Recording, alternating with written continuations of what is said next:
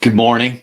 Happy Sunday morning. And I've got five more things for you today.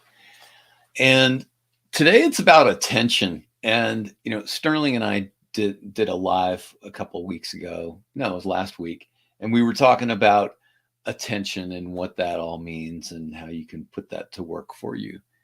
But today, I'm going to kind of spitball some things for you. But look, here's the first thing. See at the bottom of the screen where it says live viewer comments show up on StreamYard. So if you want your comment to be shown, then I can put it up there. Look at that. So anyway, so feel free to comment, ask questions, like, subscribe, all that stuff. But let's get right into it.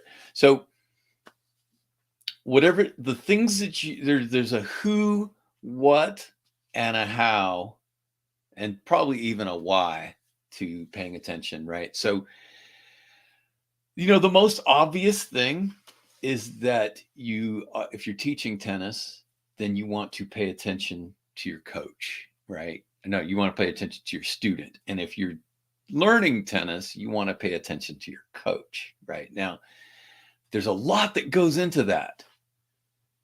So part of what you want to do is you want to understand what the other person is saying. It's really important. So, so one of the best possible ways that you can really pay full attention is by asking questions, right? I would start by asking questions internally and go, what does that person mean by that? What do they mean when they say that, right? And so then, think through, because perhaps you can come up with that on your own. If you ask too many questions on the outside, then maybe you start overthinking things. So there's a balance.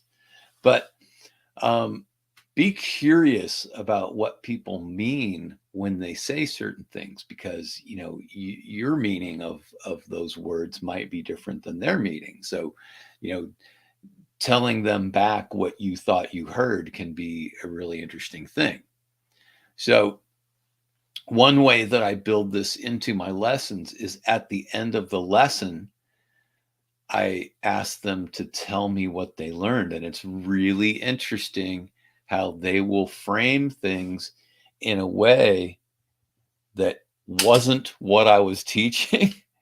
In fact, it might even be, here, let me put that light back on there. It might actually be opposed to what I'm teaching. So I'm like, oh, I'm glad I asked that question.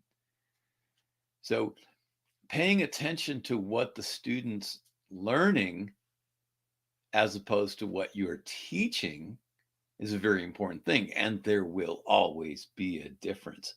So here's an example. I wrote a book, Visual Training for Tennis. And one word I don't use is focus. I don't use the word focus. And the reason is because people do it too long. They do it too much and at the wrong time.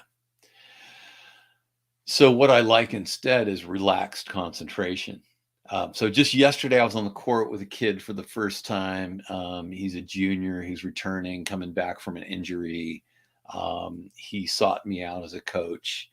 And so we just got started yesterday, and I showed him some things in terms of how to concentrate and have better timing. And then at the end, he's like, oh, yeah, I learned how to focus. I'm like, well, wait a second. No, we already talked about that. I don't use that word, and there's a reason why. So, but because I asked the question again at the end, then it helped me to clarify that with him. All right. So then another thing you want to do is you want to look at the person, because, 85% of communication is nonverbal. So there are a couple of different things that I see with my students. And one of them is this, right? And another one is this. And another one is this. And those facial expressions, which I'm exaggerating slightly, mean different things. So sometimes I will ask them, are you using upper brain stuff? Right? So pay attention to whether your student is overthinking, because tennis is really actually pretty simple, right? The ball comes and you go and you put your strings on it, and you send it over there and hope, you hit it to the place that you want in the way that you want to do it. Pretty simple. But we overly complicate it by creating all these procedures, and then we wonder, why are people overthinking it? So here are some questions that I ask people. Are you building a checklist in your mind of, first I have to do this, then I have to do that, then I have to do that, but then by the time you think all that stuff, the ball's gone? Right. Yes. Okay. Are you judging your shots? Are you spending time, saying good shot, bad shot? Oh, I hit a good shot. How do I do that again? What did I just do there? Right. Or, oh, I hit a good shot, then a bad shot. How come I can't hit two good shots in a row? Right. So that subjective judgment thing can be a problem. Right. Or are you analyzing? Are you like, wait a minute, am I doing it right? Was that correct? And if I wasn't correct, then in what way was it not correct? And what do I have to fix? Okay. So there's, and then there's this, this kind of this mindset of, I'm the patient. It's the medical model. I'm the patient. I'm sick. So I go to the doctor and the doctor tells me what to do, gives me a shot or a pill or, physical therapy. And then everything's going to be okay, we hope, except for the side effects. But instead of building checklists, I try to get them to have one objective. I'm like, okay, put your checklist down, because we're going to do one thing, because that's manageable. You can do one thing, and might build outward from there, but do this thing, right? In terms of, doing the subjective judgments, I'm like, look, they're not good shots and bad shots. They're just shots that go closer to your target and ones that don't. And let's dig into, why did that ball go there? Well, it went there because you hit it there. So, how you hit. And you know what's interesting? Okay, look, you can hit those high balls. Perfect. High balls are important. High balls aren't bad. So if you want a high ball, do that, right? But then if you want that ball to go lower, then probably the first place to start is to bring your racket face, slightly more closed. And then you learn to make adjustments. Okay. In terms of the analysis thing, it's like, you know what? That's such a high brain thing. You're never going to figure it out. You will not figure it out. So you can stop trying to analyze, because it just takes you to completely the wrong place. So I often ask people to leave your mind and come to your senses, which is a chapter. Do I have that book here? It's funny. I should prepare my props ahead of time. I have a prop. All right. Now, some of you are aware of the inner game of tennis, but this book, oh wait, why is that blurry? This book is better. Inner Tennis, Playing the Game. This book is way more practical. So you can still find some of those on Amazon. I have 2 copies. If you're nice, if you go ahead and you subscribe and you like and you share this out on your social media and then take some pictures of that, I'll send you a copy. Because I have 2, So that's your little challenge for the day.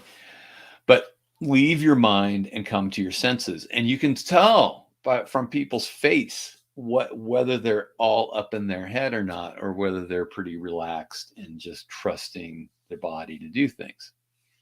Right. All right, so pay attention to that, right? Another thing is, let people have your full attention. So, you really want to have great eye contact with them. Um, I sometimes see coaches that are on their phone during lessons, or they're chit-chatting with other people who are off the court. And I have done that too. I've had to do that too, because when you're a director of tennis, you do need to greet people as they come and go. So that's kind of part of that job, but you want to keep it to a minimum, right? Don't start a whole conversation. I might say, "Hey Steve, hey Barbara, how you doing? Good to see you. Hey, you remember that thing? Yeah, let's talk about that later." Right? Or did you read my email? Or I'm going to text you after I get done with this lesson, blah, blah, blah, right? So that they know that you are noticing them, but you're not going to disrupt your lesson. Okay. So you do sometimes need to pay attention to other stuff depending on your position at the club, but you don't want to send the message to the person right in front of you that you're not fully engaged in their time of learning. So then another thing is, how much attention is paid to the things that are going wrong? Because I think this is a major stumbling block for many tennis coaches, is that they spend so much of their time fixing things, and that they don't notice when things are going well. All right. So here's an interesting story. So I had this lady who was coming to me for lessons, and then she decided she brought her husband because her husband has a bad backhand, right? So he comes in, and I'm like, "Hey, so what are we doing today?" And he says to me, "Well, I have a bad backhand." And so I said, "Okay, well, I can't help you, because when you say I have a bad backhand, it has this air of permanence to it. It also means you own it, right? I have, right? I have. That is a verb that has to do with owning that thing. So, okay, so the first thing that I want you to do is you can say this: I had a bad backhand, right? I have had struggles with my backhand. Here's what we do: we get him hitting some backhands, and he's doing 10 different things wrong alternately. So one time he's slapping at it, another time he's got a weird grip, another time he slaps at it again, then he does a third thing, then he does a fourth thing, then he slaps at it again, then he does the weird grip, then he does a sixth thing and a seventh thing. And I'm like, oh no. So man, what a horrible experience to chase your tail and try to solve each one of those things. So I'm just watching, I'm observing. And this is part of the paying attention thing. Spend more time observing players and identifying patterns. And then when you can find the one most common error that they make, then you can go about working on that one most common error. But if you find yourself saying, okay, well, now your stance isn't good, and then that time you didn't go from low to high, and then this time your contact point was weird, and that time your grip, you're not getting anything done. All right. So anyway, so this guy is hitting all these really horrifically bad backhands. And honestly, I prayed. I was like, God, you got to help me, because I do not know how to solve this thing. And so all of a sudden, everything lines up, and he magically hits one really beautiful backhand. And I stopped and I went, that's it. Do that. And everybody laughed. Everybody laughed, like, oh, it should be so simple. Wow, how can it be? It's not that simple. You can't do that. You can't just say do that. I'm like, well, yeah, I just did. because that's the backhand you want, right? So there it is. So do that. Now do another one. Was that the same as the other one? No, it wasn't. Do you remember the one that you liked? Right? And this is where we leave our mind and come to our senses. I'm like, do you remember how it felt to hit the backhand that you like? So paying attention to what it feels like is way more important than any technical mumbo jumbo you have to say, because the remembering of the feeling is repeatable, but the remembering of coach jargon is almost impossible.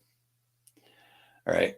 And then the other thing is, what did it look like? So you pair the feeling with the what it looked like, and then also with the result. Now, I don't mean result as in success and failure. I mean result as in when I hit it like this, it goes there. Because learning how to hit the ball there, even if it's not at the target, is also valuable. So you get more value if you just go, okay, if I do that, if I want it down the line, I get that. If I want that cross court, I do that. If I want a little more angle, then I do this. And you start to build that feel into their game. So then in a short while, this guy, because we were paying attention to the one that he did that was right, he was able to do it 1 in 10 times, and then 2 in 10 times, and then 5 times out of 10.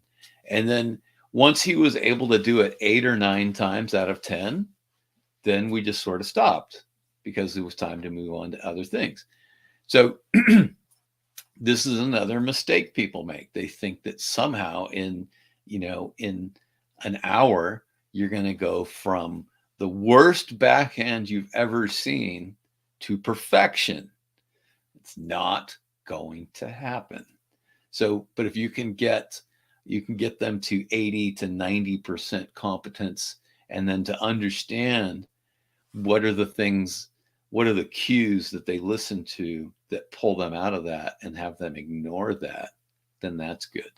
All right. So now, but pay attention. In fact, let me reference this kid that I was working with yesterday. He hadn't been playing for a while. In short order, we got him playing in some pretty good flow. And then he had some backhands that he had some winners flowing off of his backhand. And then he felt bad because he wasn't rallying. I'm like, well, okay, hold on a second. So, even when we're practicing, if winners are flowing off of your racket, do not apologize. It's okay to hit winners, right? You just don't want to do it wantonly in a way that's like making it hard for other people to practice. But if winners are flowing off your racket, we want to foster that. They're not sustainable. You can't count on winners all the time, but we want those, so yeah, don't follow phony, weird rules about practice that are counterproductive. So anyway, but I digress. And so anyway, so he was in this nice flow and everything was going really well. And I think he was kind of amazed. And then he missed a shot in the net. He was like, "Argh." I'm like, wait a second. What's more productive here? Is it better to pay attention to the shot that you didn't like? Or is it better to reflect back and say, okay, wow, that was happening. I was in good flow and my timing was there and my strokes were fluid and I had a really nice collision with the ball, all those good things.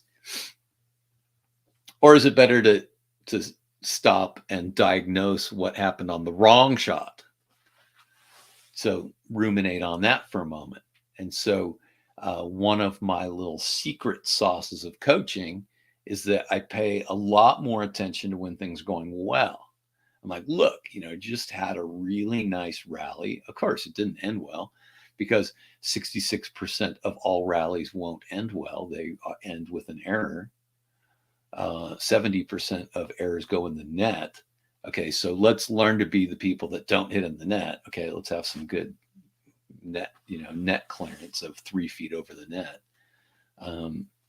6 feet off the ground.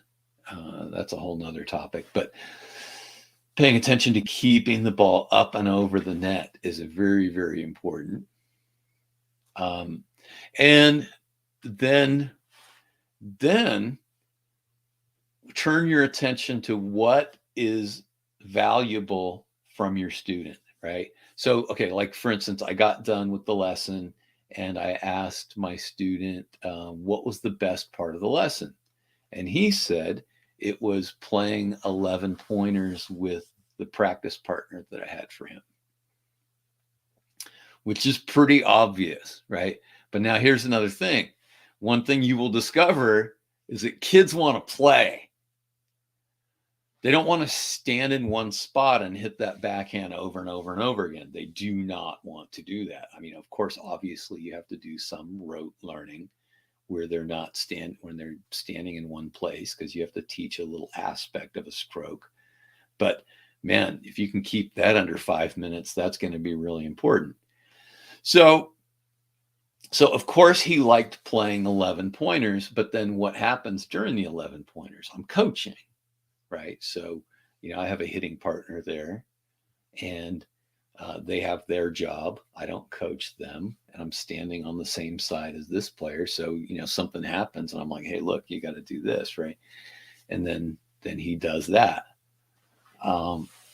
So he told me what he liked, and that's an important thing. Now, sometimes you get somebody and they tell you something that they liked and they preferred, and you have to let them know that, well, okay, I hear what you're saying, but I want you to understand that, we're going to be still doing lots of this other stuff as well, right? Because even though you like this part better, this part's really necessary for your training.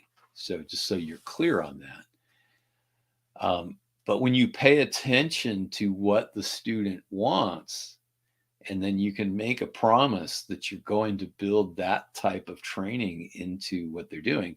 I have kids who just aren't really that competitive, and they just love to rally until the cows come home, and having a super long rally with the coach is like, puts them in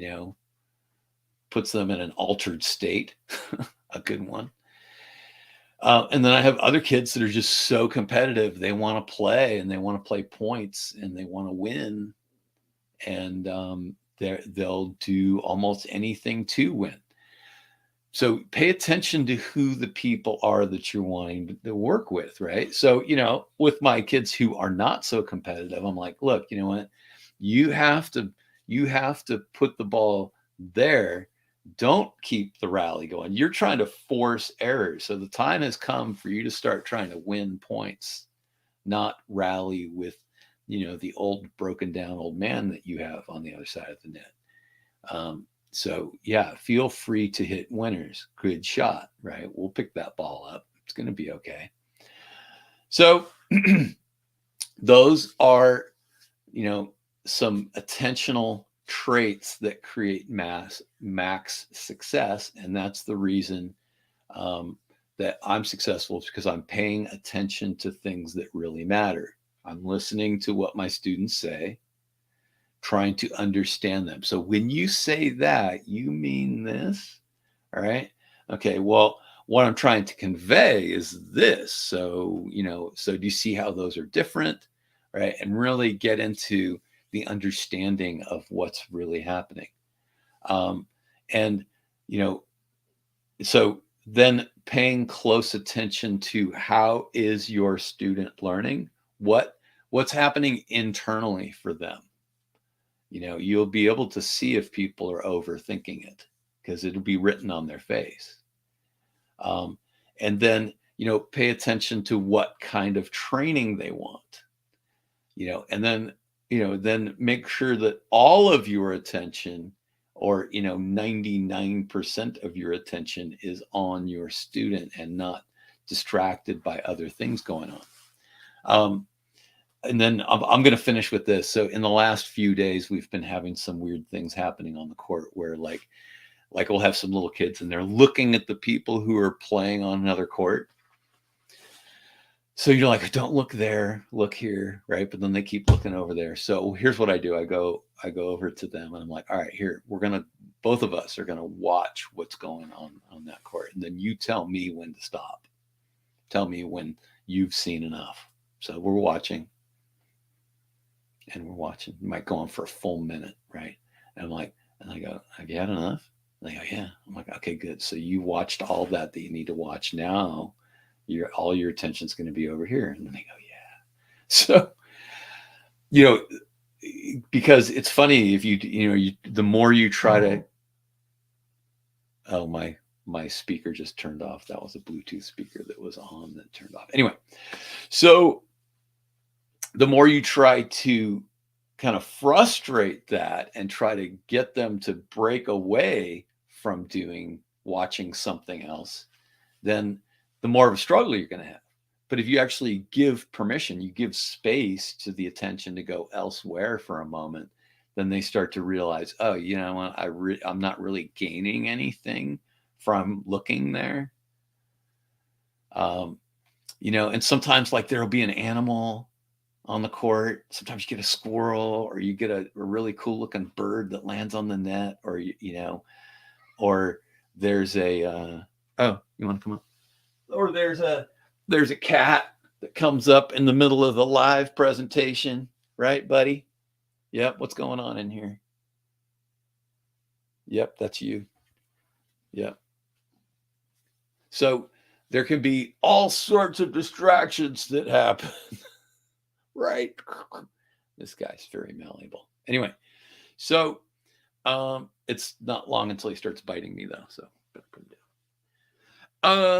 So yeah, I mean, there could be all sorts of distractions, and you want to keep your attention on the thing, but then sometimes you have to give space for the fact that the squirrels are doing funny things on the court, or there's a centipede or a praying mantis. And so, hey, let's go look at it. One time there was a transition between lessons, and all of a sudden a wasp went in the spider's thing, and then the wasp and the spider were doing battle. And so we made sure we paid full attention to that, because you know what? It's like Ferris Bueller said, you got to get out there, and take a look around, because life comes at you pretty fast. So you don't want to miss stuff. So pay attention. Pay attention, and sometimes pay attention to things that are outside the court. It's okay. All right, this went much longer than I wanted, and I hope you have a great Sunday. So we'll see you in the next one. Thank you for the 3 people who stuck around here for a while. Let me know where in the world you are, country, city, state, that fun stuff. And give me like a takeaway that you got from this. What's one thing that you found value in? And then if you're feeling generous, I would appreciate it if you like bought me a coffee or something. That'd be nice. Currently, I have reason to want you to buy me coffee. Take good care.